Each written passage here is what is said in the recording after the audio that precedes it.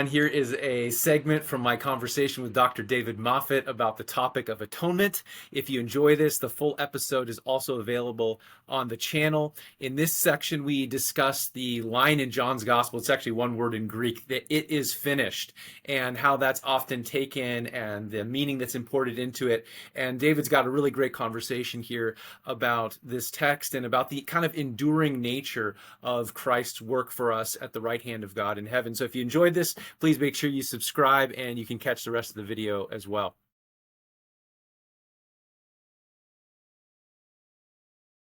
What is the Okay. it is not what is Yeah. the it is not finished piece? Okay, fantastic. Those are great questions. Obviously, the title of that chapter is intended to be polemical. I mean, I'm trying to get people's attention here, which is not intended to be cheap. I absolutely am willing to stand behind the argument that I offer there. But it is intended to get people's attention, and it's intended to especially point out that there is a tendency, maybe especially in evangelical interpretation, to assume that when Jesus says it is finished in John 19:30, that he's referring to everything we mean when we have an entire soteriology of especially kind of penal substitutionary atonement. That the gospel writer, or that Jesus himself, according to the Gospel of John, is saying exactly what we mean when we talk about atonement. And what I'm really trying to highlight here is that that's not very good exegetical practice, right? This is called proof texting, really, where you just assume that one verse means exactly all these ideas that you think about. And then you can use that verse to then prove that everything you think is right. Obviously, we all need to watch out about being careful about proof texting. But what I'm trying to point to in this article is that it's not actually appropriate to hang an entire account of the atonement in a systematic theological way on this word "it" in John 19:30, right? Which is, it's just a simple Greek verb. But we assume that when Jesus says it is finished, that the "it" means everything we think, and that is a mistake. Yeah. Or at least I think it's likely to be a mistake. What we need to do is try and think through the Gospel of John and try to understand what for John is going to be the primary thing that's going on in the crucifixion. We then come back and say, okay, it is not finished. What am I trying to get at there?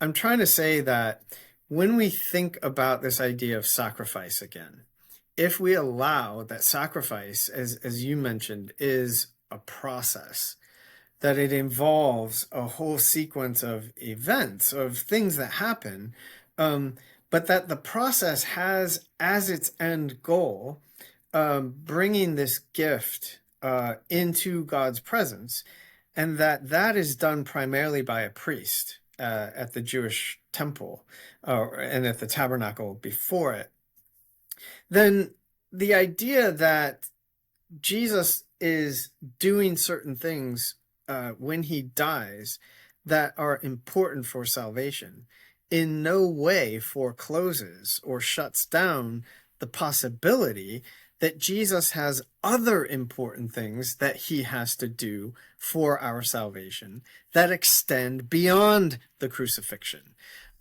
So if we use this model of sacrifice, then just thinking in terms of sacrifice in this way as a process, the slaughter of the animal, and by analogy, the death of Jesus as a sacrifice, is part of the sacrificial process. But it's not the sum total of the process. And in fact, it's not in sacrifice itself. It's not even the most important element of the process. Now, I need to pause here and just say, some people will hear me saying that therefore the cross is not important. That is not what I just said. I'm really only trying to think now about sacrifice. There are way more things going on in the death of Jesus and the crucifixion of Jesus than just the idea that he's a sacrifice.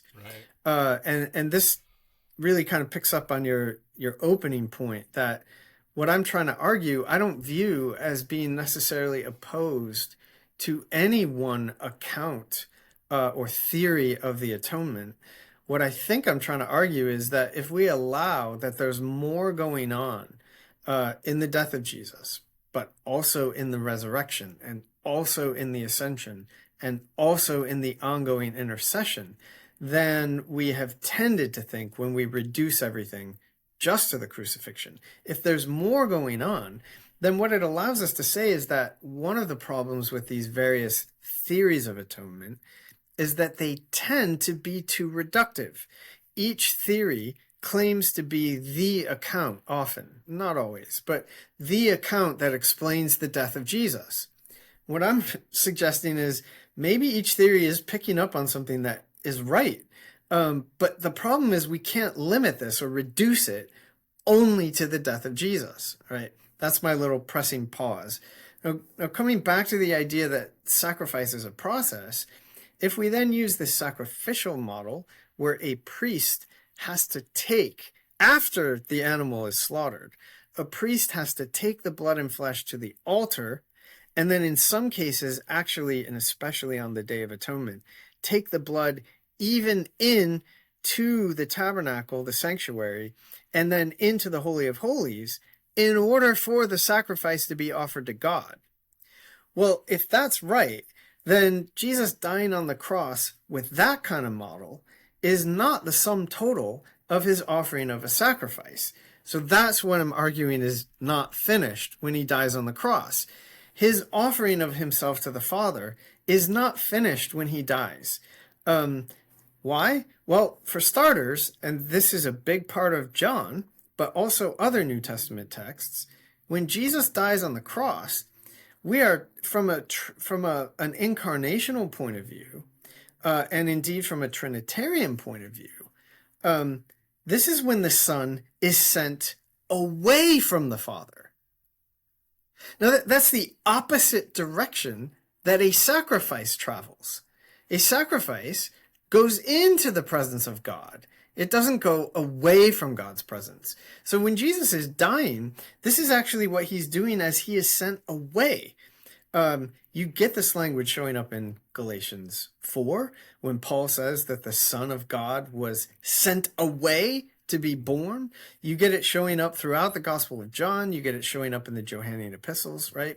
So something else, I think, is going on with the death of Jesus than the sum total of his self-offering to God, not least because the Son is away from the Father. But when the Son actually returns to the Father, well, there he's tracing the very direction that a priest and a sacrifice travel when it's being offered to God. It goes into the presence of God. So what is not finished when Jesus dies is the ultimate self-offering of the Son to the Father, because the self-offering occurs when the Son rises from the dead and then ascends into the Father's presence and presents his offering to God. This, of course, is coming from Hebrews largely, although the idea, interestingly enough, is there in 1 John, especially in 1 John 2, 1 and 2. So it's not even just limited to Hebrews. The idea that Jesus is the sacrifice who now advocates for us with the Father is there in 1 John 2, 1 and 2. But in Hebrews in particular, it's precisely this ongoing activity of Jesus interceding for us, Hebrews 7:25, which makes the full salvation of his people possible. Okay? That work is not finished. It is ongoing. Thanks so much for watching this video. If you enjoyed it, please make sure you subscribe using the link below and check out some more of our videos.